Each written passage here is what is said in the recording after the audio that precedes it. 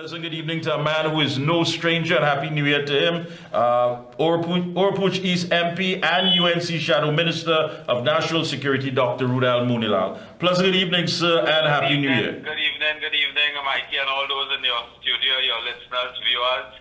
Thank you, sir. Greetings, Happy New Year to all of you. Yeah. We are in a very nice function. As you know, we are promoting I Love Choka. Yes. The annual carnival fest arranged by DJ Massive Tank, to which the United National Congress has a special interest because we invite persons to join us there as part of a fundraising exercise. So we are doing a launch tonight with several national, international artists and so on. So I'll take a few minutes away to chat with you. Thank you so much. Tell us, when is that carded for? I'll get the exact date for you in a minute or two. But it's coming up, I believe, in early February, So all right, that's a big event, and I know all the UNC people and everyone who attends that is going to be happy to know when it's taking place. You've been asking for the details on the secret meetings. So far, we've only been provided with the figure, which doesn't go into detail as to what you've been requesting. Where are we at with all of this? I mean, there has to be something here of substance that you are pursuing when it comes to connecting the dots. What are we looking at from the man who is taking over his position as Prime Minister? Well, Mikey, but first let me confirm that the I Love Choka fundraiser will be on February 15th at the Center of Excellence. And tonight, as I say, we are doing a special launch for that. So I hope your viewers, listeners would avail themselves of an opportunity to socialize and party and relax with the United National Congress. As you have said that after asking a question in September last year without an answer from the Minister of Energy, we finally got an answer after the Speaker had written to the Minister and the Ministry.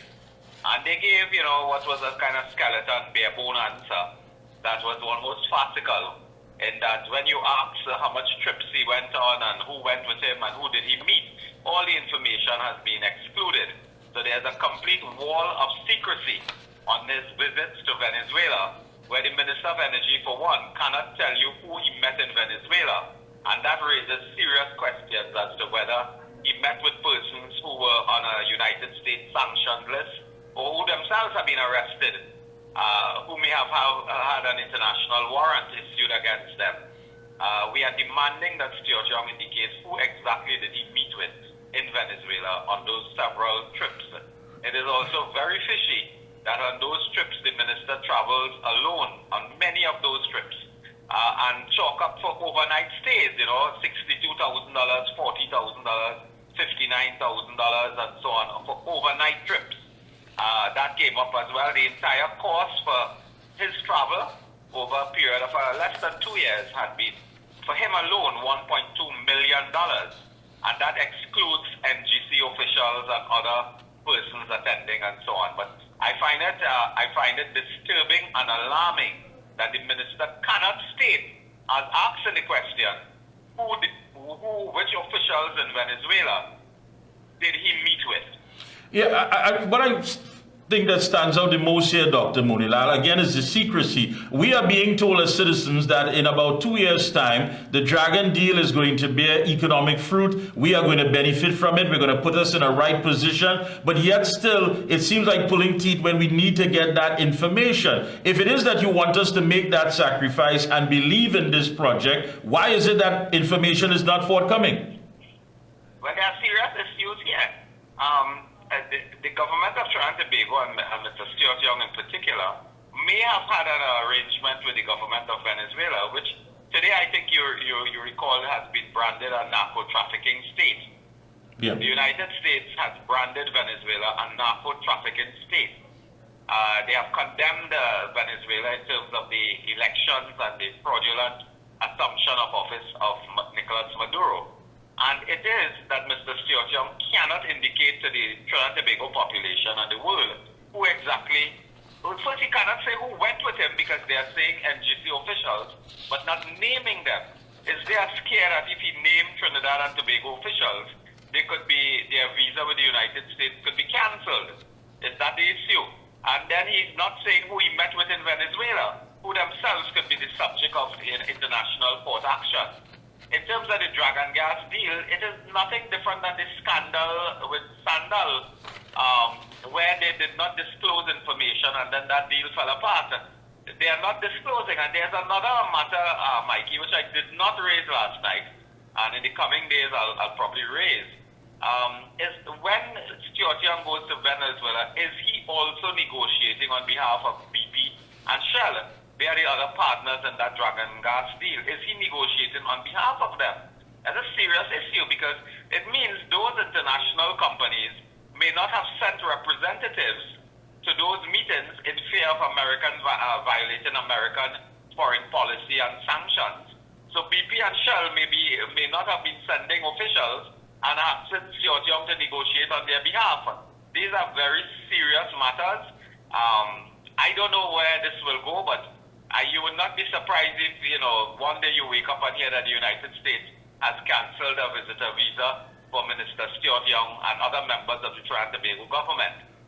They are prone to do that given the toughness of the incoming Trump administration on Venezuela. So we are living in very difficult times. And why a commander from the Defense Force? Why was an individual like that? That is a most interesting point. The gentleman in question, I think is Commander Aldon Jasper, is the military attaché to the embassy in Venezuela. I believe he's residing in Trinidad while being a military attaché in Venezuela. But he's accompanying Minister Stuart on matters pertaining to energy, pertaining to gas and oil and those projects. What is his locus? Why is a military attaché accompanying the minister to secret meetings in Venezuela? These are very, very important questions that Minister Stuart Young must answer. You are also the Shadow Minister of National Security. I must ask you the comments made by the Prime Minister at this very critical time about police officers hiding from criminal elements in the station. The Prime Minister is undermining the morale, he's undermining the integrity, he's undermining the character of the Trinidad and Tobago Police Service. And I think no lesser person than the Commissioner Earl Christopher had to come out and correct him. Now, the Prime Minister of this country called a state of emergency on Monday and resigned on Friday, and now condemning the men and women in uniform who you expect to uphold law and order and to take harsh actions under state of emergency regulations and conditions. This is abominable that the Prime Minister would attack police officers generally. I mean, if this is the case, if the Prime Minister has intelligence that something like that has happened in a locality, he must raise it privately with the Commissioner and tell the Commissioner take action.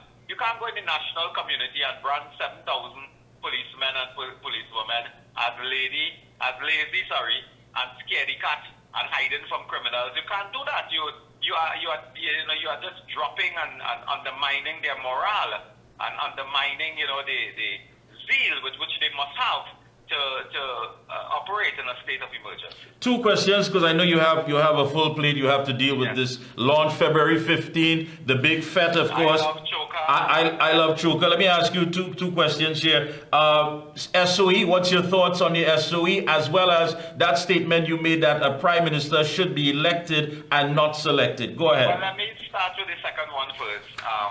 This is the first time, Mikey, in the history of Trinidad and Tobago, and I mean, when I speak these things, I know history. I've studied history as well.